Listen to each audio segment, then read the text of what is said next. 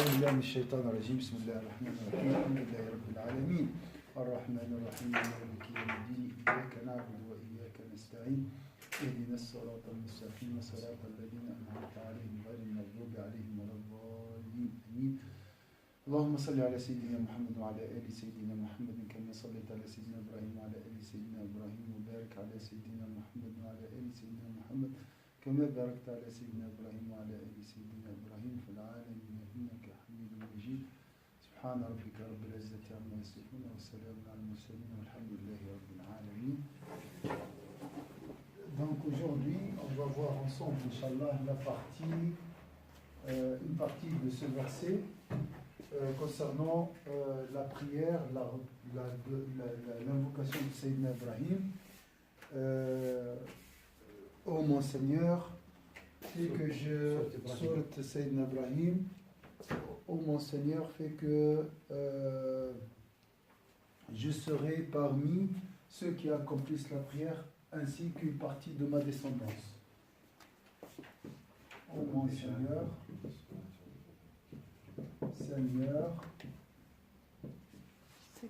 c'est quelle sourate? Surat Sayyidina Ibrahim.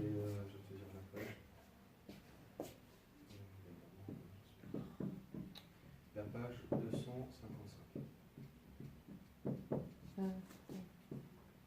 Non, c'est le verset combien? 250. Ah voilà, 14. 14. C'est le verset combien? Je crois que c'est le 14. Non, 14 c'est la sourate. 40. 40, déjà. Ainsi qu'une partie de ma descendance. Je crois que c'est ma descendance, tout simplement. Voilà, c'est traduit comme ça. Qu'une partie. Une partie de ma descendance. Ah, au minimum. Alors, juste là, la méditation concerne cette partie, qu'une partie de ma descendance. Alors, ici, la question c'est pourquoi Sayyidina Ibrahim a fait ce doigt. On sait très bien que Sayyidina Ibrahim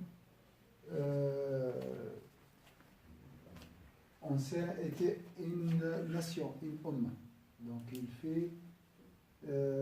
est envoyé pour les gens à son époque, les gens de son époque. Pourquoi il a insisté sur sa descendance? Pourquoi il parle de la descendance? Quelle est l'importance de ce dua? Donc on peut parler de l'importance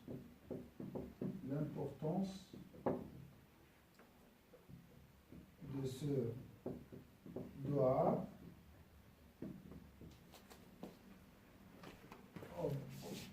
les moyens pour faciliter ou bien faire aimer la prière à nos enfants, nos jeunes enfants,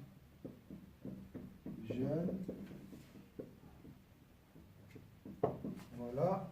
Qu'est-ce qu'on peut poser comme question aussi? Les moyens. Comment valoriser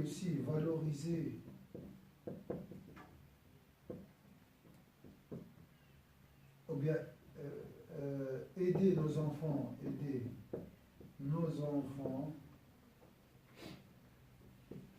à valoriser la prière. Tu as dit aussi à nous-mêmes aussi, nous-mêmes on doit considérer la prière.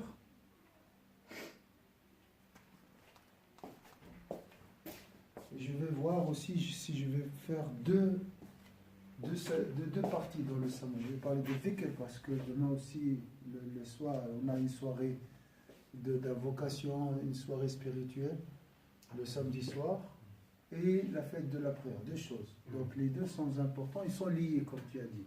Si tu invoques Allah Azza wa Jalla constamment avec présence du cœur, tu trouveras beaucoup de facilité à aimer la prière. Ça, c'est clair aussi. Si on fait par exemple, on sait qu'on a un enfant qui a un problème, et Oui. puis qu'on n'arrive pas à le résoudre et qu'on demande à Allah son aide.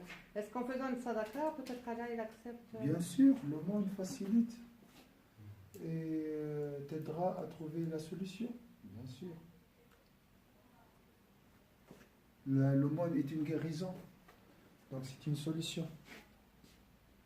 Alors, qu'est-ce que vous pouvez aussi dire concernant le mot ma descendance? Qu'est-ce qu'on peut imaginer? Ben, c'est ceux qui vont nous suivre. Nos Oui, descendants. ça c'est la définition. Mhm. Donc ici, en fait, on peut dire... D'abord, en fait, moi, ce que je remarque, c'est Sayyidina Ibrahim. Il a fait la prière, il a fait l'invocation. Oui. Cette invocation, elle est arrivée avant une longue munajat, une longue Confidence. confidence avec Allah subhanahu wa ta'ala qui a duré, qui était sur plusieurs sourates, et dans cette sourate, c'est presque toute la page qui est avant. Oui. Ensuite, il a fait beaucoup de hamd pour Allah subhanahu wa ta'ala, glorifier Allah subhanahu wa ta'ala dans le verset juste avant. Oui. Et il a exprimé ses limites au début. Après, il a fait la glorification d'Allah subhanahu wa ta'ala. Et ensuite, il a fait dua d'abord pour lui. Oui. D'abord pour lui. Subhanallah. Donc, Rabbi ja'alni muqim Oui. as-salati. Oui. Et ensuite, wa min dhurriyyati. Donc, Et le ja'alni muqim as-salati, il a commencé par sa propre personne, sans oublier sa descendance. par sa propre personne.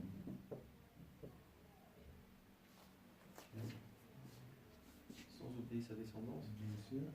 Et dans Rabbi Ij'alni muqim as-salati, subhanallah, c'est dire que accomplir la prière, c'est pas entre mes mains. C'est grâce à toi et à Allah, c'est grâce à ton ordre, Ij'alni muqim as-salati, c'est que je vais arriver à faire la prière. C'est pas quelque chose que je vais faire par ma propre volonté. La hawla wa la quwwata li bidhalika illa an aradta li an uqima wa ja'altani min al-muqimin. La prière, déjà pour nous-mêmes, Oui. la prière n'est pas C'est une grâce de Dieu qui dépasse notre propre effort. n'est pas entre nos mains, ou bien, comment dire, appartient à Dieu. Oui, Mm. c'est ça. C'est un Appartient don de à Dieu. Dieu. Ça, comme ça, nous connaissons nos limites. T'as prié, mais c'est pas ça. On parle ici de ceux qui accomplissent la prière. Je dis pas la prière, l'accomplissement de la prière L'accomplissement appartient à Dieu. Oui. L'accomplissement.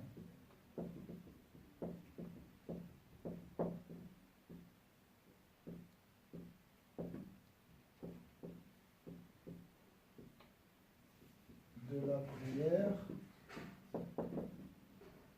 Il manque un bout. Accomplissement. Oui. Ça, il manque pas.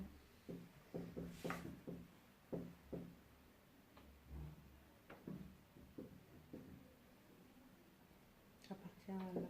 Voilà, appartient à Allah.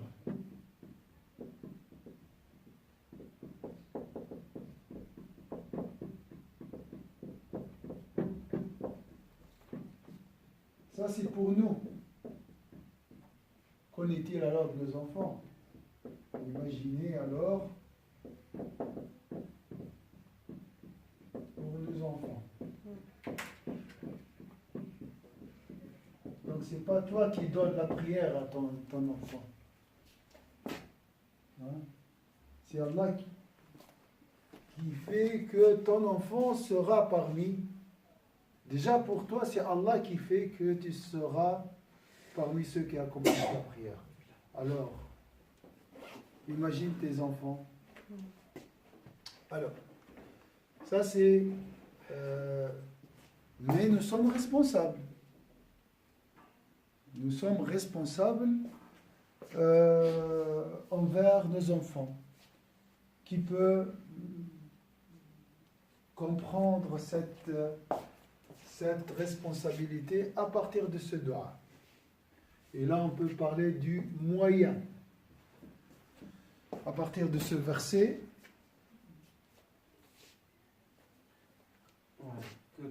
déjà le verset d'avant, il explique un tout petit peu la responsabilité. Donc, même quand il a remercié Allah subhanahu wa ta'ala, il n'a pas remercié Allah subhanahu wa ta'ala que pour lui. Il a remercié Allah qui lui a donné à un certain âge ses 2 enfants et qu'il a accompli son doigt et qu'il a permis d'accomplir son doigt.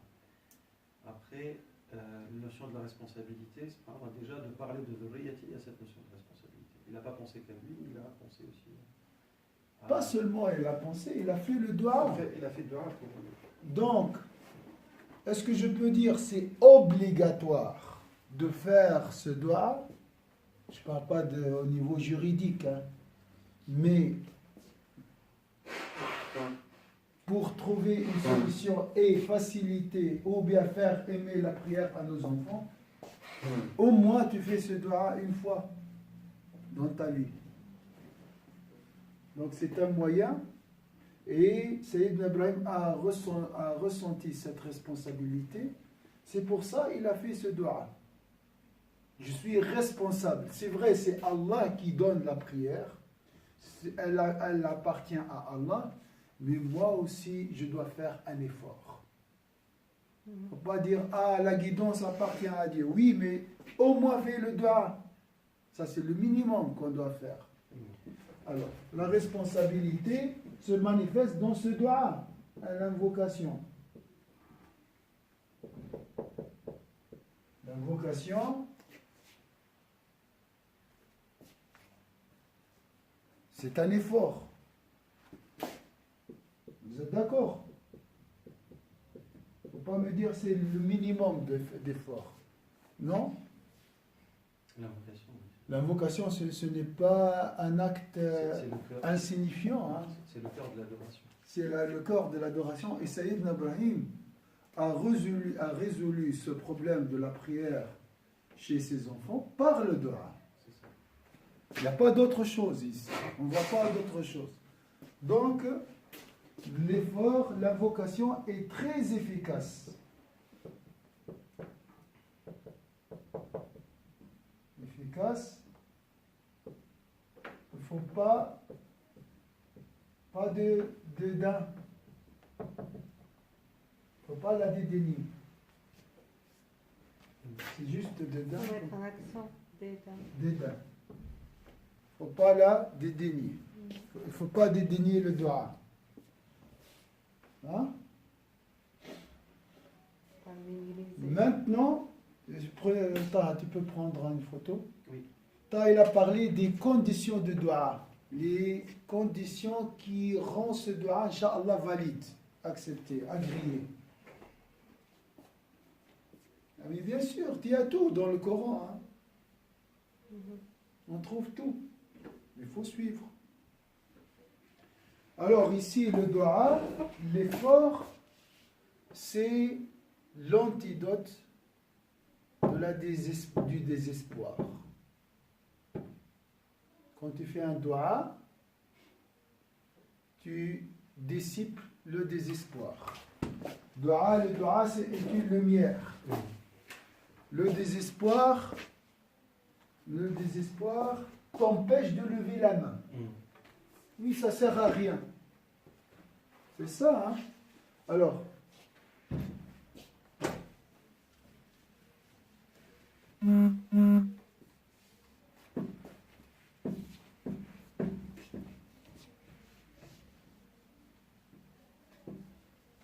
les personnes désespérées, font pas d'efforts. Et là, Allah Azza wa Jalla ne nous a pas demandé de faire beaucoup de choses. Il ne nous a pas demandé de faire des miracles. Hein. Fais dua pour ton fils, pour ta fille. Mais j'ai pas la certitude. Fais le dua, tu vas trouver la certitude. Il sait très bien, Saïd Ibrahim, qu'on n'a pas la certitude. Hein? Non, mais j'ai rien ressenti. Mais c'est pas. Fais le dua, c'est tout. On ne te demande pas de la certitude. La certitude, c'est une grâce divine aussi. C'est Allah qui donne la certitude. Peut-être il te prive de se sentir sincère pour t'éloigner de l'infatuation. Si tu ressens que ton dua est accepté, tu vas dire, moi, alhamdulillah, je fais un dua et directement je reçois l'exauction. C'est grave. Hein? Donc, peut-être il a accepté ton dua, mais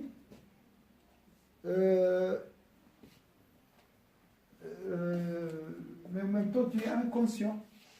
Tu ne te rends pas compte que ton dua est exaucé. C'est une grâce divine. De toute façon, les résultats ne m'appartiennent pas. Tout ce que je dois faire, on a dit que la prière, l'accomplissement, c'est une grâce divine. Ma responsabilité, ma première responsabilité, quand je dis la première, il y a tout dans ce dua. Alors, le dua,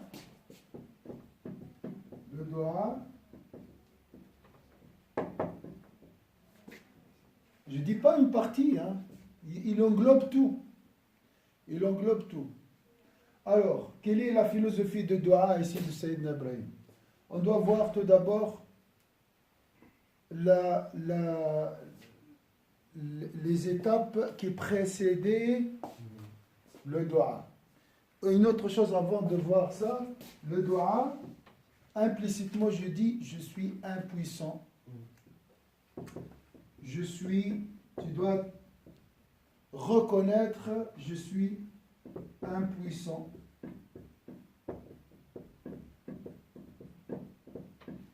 J'ai besoin de toi, de ton secours. Vous êtes d'accord? Oui. Oui, bien sûr. Je suis incapable d'inculquer la prière à mes enfants. Voilà.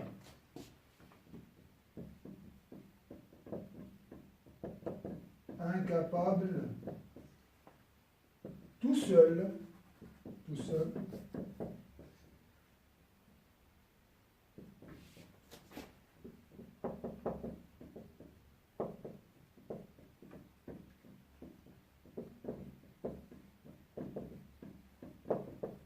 à mes enfants.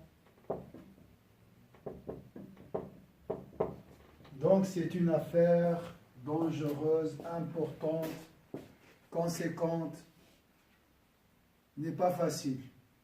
Sayyidina Ibrahim ne fait pas un dua pour une affaire insignifiante.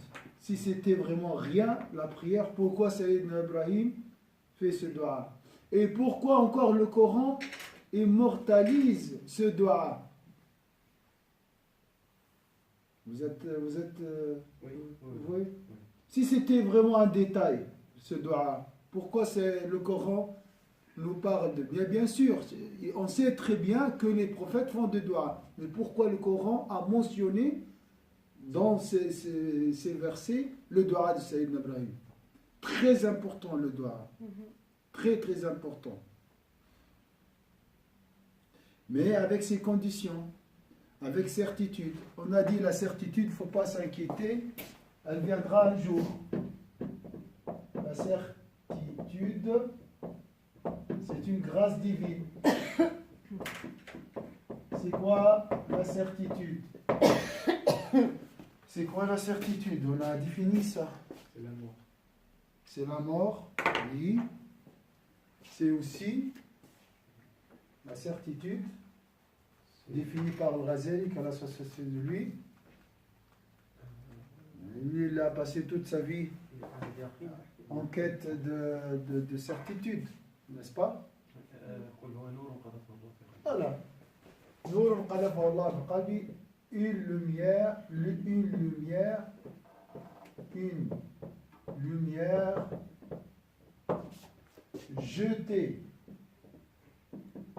jetée dans mon cœur. Tu vois la lumière? Je ne la vois pas. Tu vois ton cœur? Je ne le vois pas. Jeté par qui? Par un ange, par Allah, par l'ordre d'Allah. Donc, elle ne m'appartient pas, la certitude. Je ne peux pas la maîtriser. Elle ne m'appartient pas. Je fais quoi? Fais dua, c'est tout. Fais dua sans désespoir, sans lassitude. Avec conviction de... La conviction viendra plus tard. Non, avec la conviction qu'on fait dua, avec la conviction que Allah subhanahu wa ta'ala va nous répondre. Voilà. Et même cette conviction, c'est avec l'action, par l'action. Si tu fais toujours le dua, tu recevras cette conviction que Allah Azza wa Jalla exaucera ton dua. Donc, la persévérance.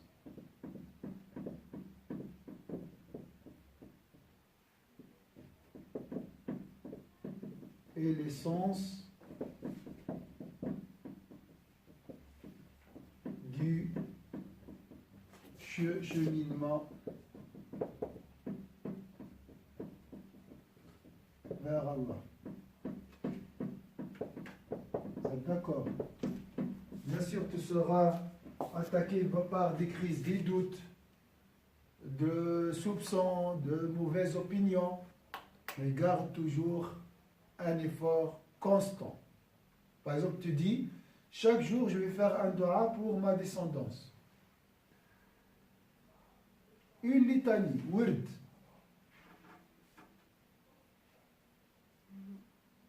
Je ne m'occupe pas des résultats.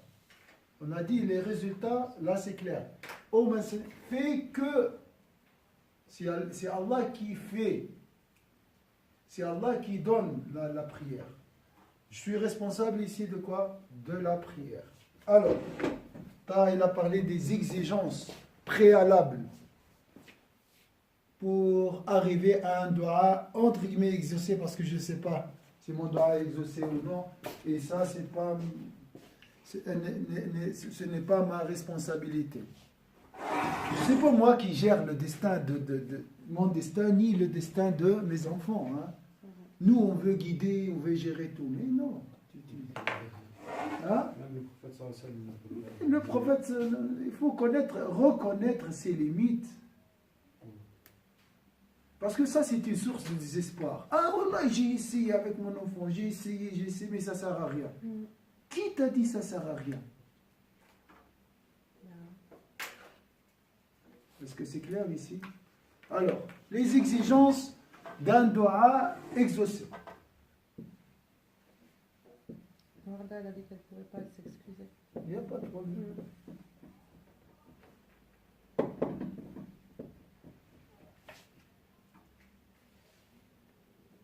On peut les trouver dans les versets précédents. Oui. Tu parlais de... Les exigences du dua. Ah oui. De dua. Avant de faire le dua, c'est à la fin il a fait le dua. Mais au début, qu'est-ce qu'il a fait?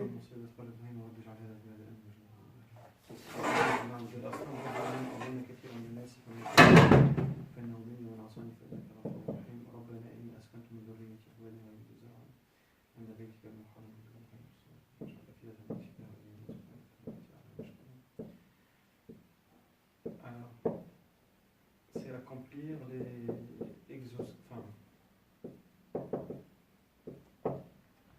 exigences ou bien les étapes qui ont précédé ce dua. C'est Ibrahim, il a accompli ce qu'il a accompli en fait. des choses qui pouvaient être accomplies, qui dépendaient de sa propre volonté, de sa propre capacité, il les accomplit. Étape avant les doigts. Alors la première chose, comme quoi, Comme là ici, Rabbana inni askantu min dhurriyyati biwadin ghayri zar'in. Donc j'ai fait ce que tu m'as demandé. Tu m'as demandé, j'ai fait ce que tu as souhaité que je fasse. عند بيتك المحرم ربنا ليقيموا الصلاة فاجعل أفئدة. Aux ordres d'Allah. Obéir aux ordres d'Allah. Mais je ne peux pas, moi, faire comme Sayyidina Ibrahim. Tu essaies. Tu essaies. Voilà, c'est la prise de conscience. Je dois tout d'abord, moi, essayer de prier à l'heure. وَأْمُرْ أَهْلَكَ بِالصَّلَاةِ وَاصْطَبِرْ عَلَيْهَا. Ça, c'est dans sourate Maryam. Non, non, non, pas. C'est pas Maryam. Taha, dans sourate Taha. Je pense que c'est ça.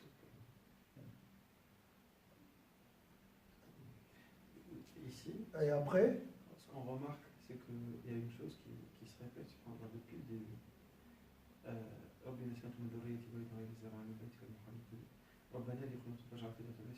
Il fait dès le début, la prière, enfin le dua pour sa descendance, dès le début en fait.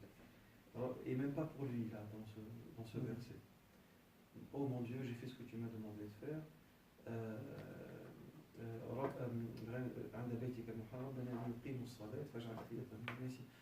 C'est comme s'il dit à Allah subhanahu wa ta'ala, oh mon Dieu, s'il accomplisse la prière, fasse que l'amour des gens les entoure et que tu leur donnes tous tes bienfaits.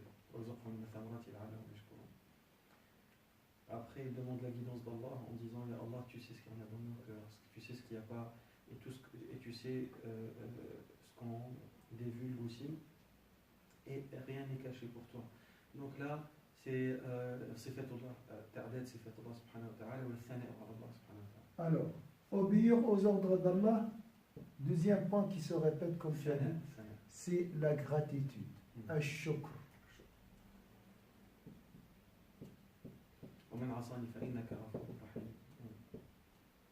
Le dua, il se répète plusieurs fois, mais surtout la gratitude.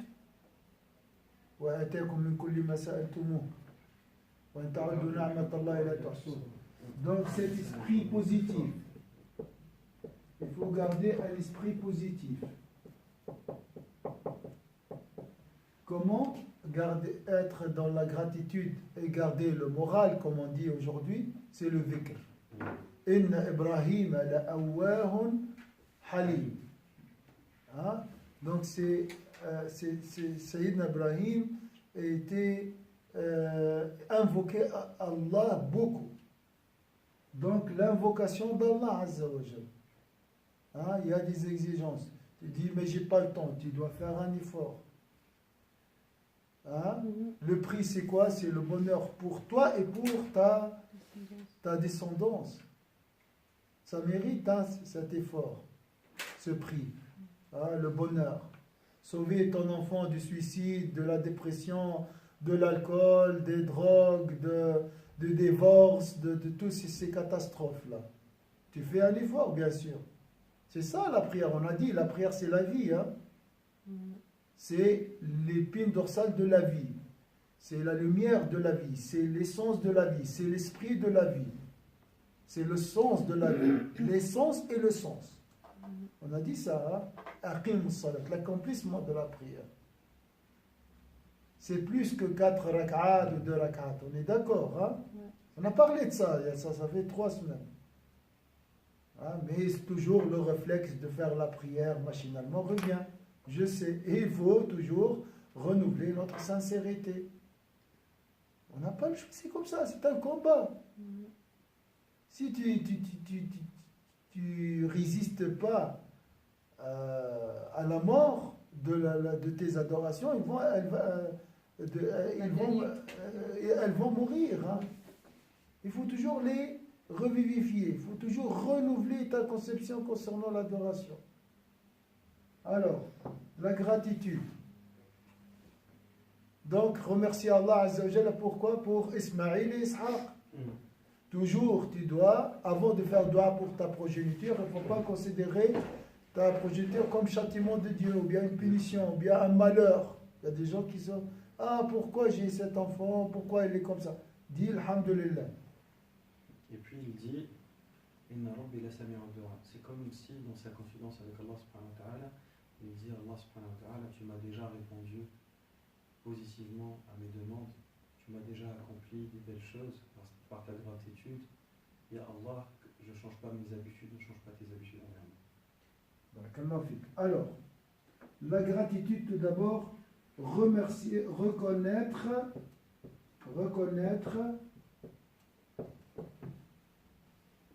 les bienfaits et surtout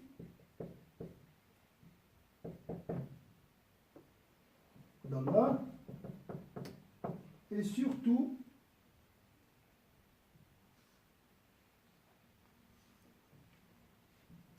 le don des enfants. Il nous a donné des enfants. Une photo, et je reviens sur les exigences de loi. Hein. Ça stimule l'exaution, Inch'Allah.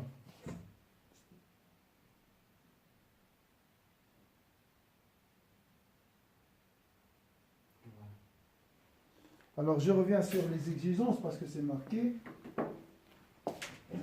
Inna Rabbi la sami'u ad-du'a. Voilà. 3.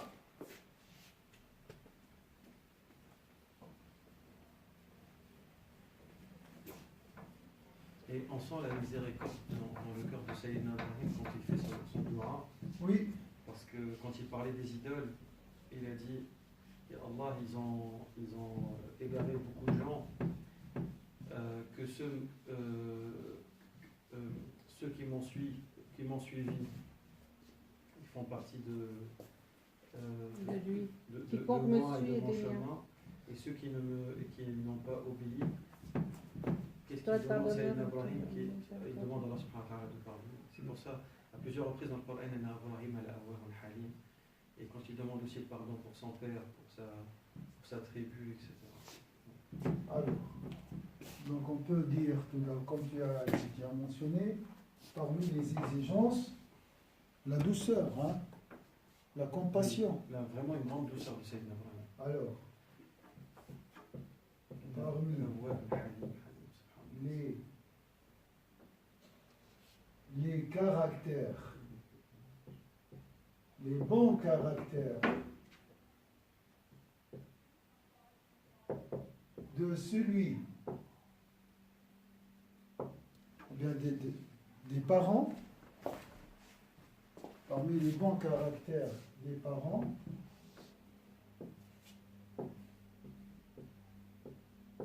on trouve quoi? La compassion.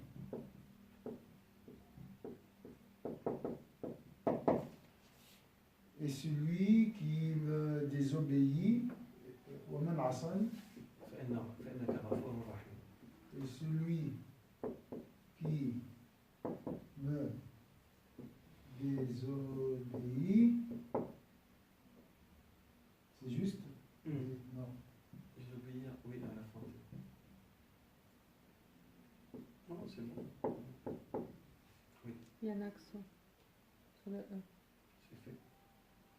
Désobéit. Soit comment tu lis la traduction sur le verset 46? Le début, au mon Seigneur, donc les idoles, ont égaré beaucoup de gens. Quiconque me suit est des biens. Et quant à celui qui me désobéit, c'est toi le pardonneur, le très miséricordieux.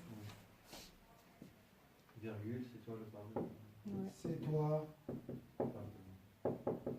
le pardonneur.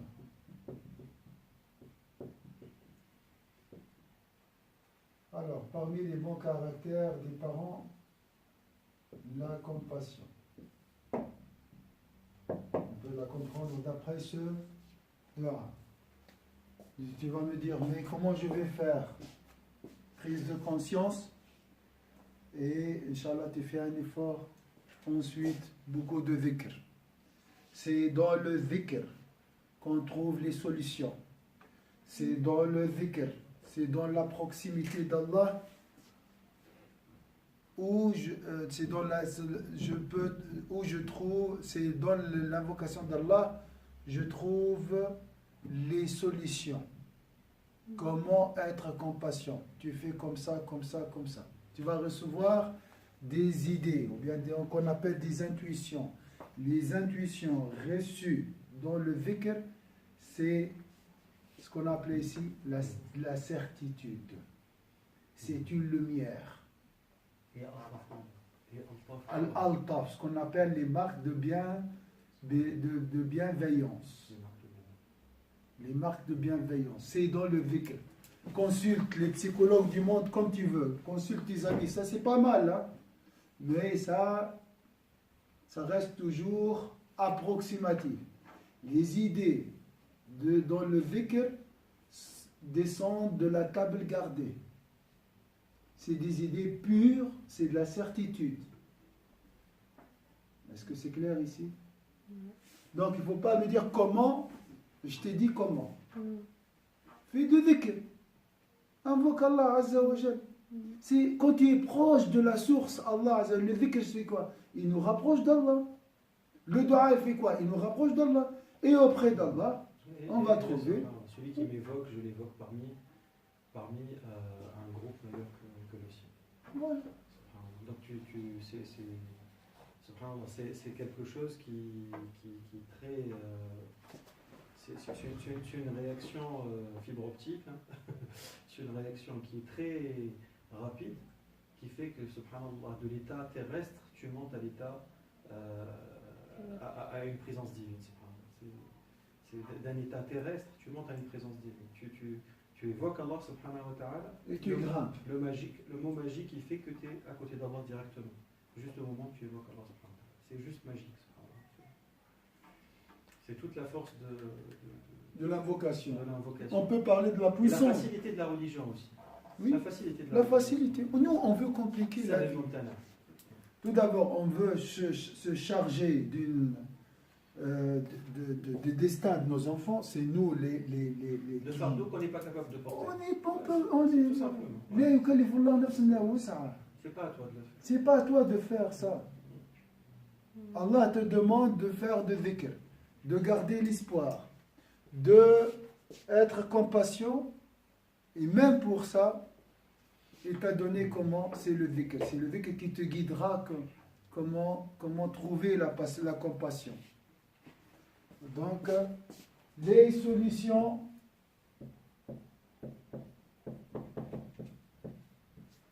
c'est dans le dhikr.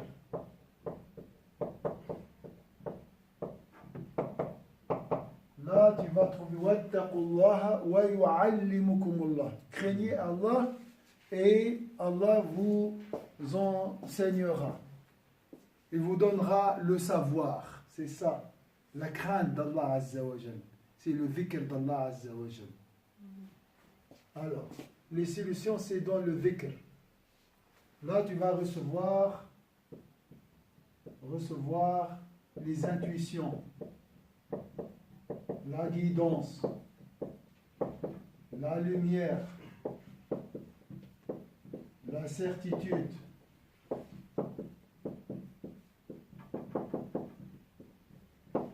Cheikh Islam Ibn Taymiyyah, il faisait quoi? S'il a un problème, il faisait quoi?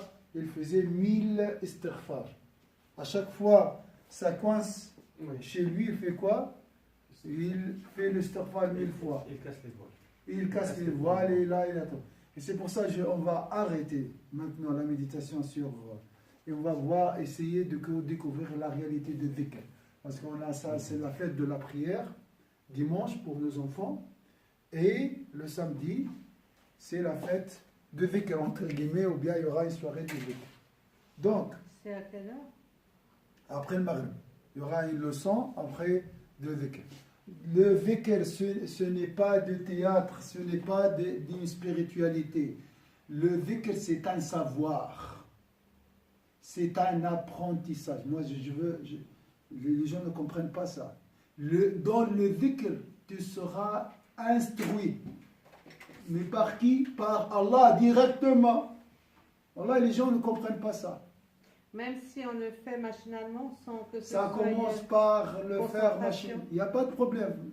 Tu commences par le faire machinalement. Après, tu passes d'un dhikr avec insouciance ou machinalement à un dhikr avec attention.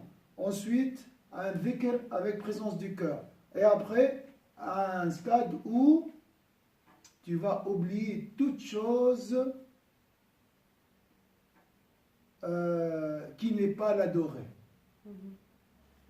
Alors, là on va arrêter cette attitude. En arabe, on dit إلى درجة الأمس يعني ذكر مع رب ذكر مع غفلة يورث يقظة ورب يقظة تورث حضور قلب ورب حضور قلب يورث غيبة. Ibn Atallah Secondary, je crois, la sagesse numéro 47. Donc, dhikr avec ghafla, insouciance, dhikr avec yaqza, attention, dhikr avec présence du cœur, hudur qalb, bimahabba, dhikr ma'a ghayba, yani taghib amma siwa Allah. Donc, les parents doivent chercher les solutions aussi et surtout dans le dhikr.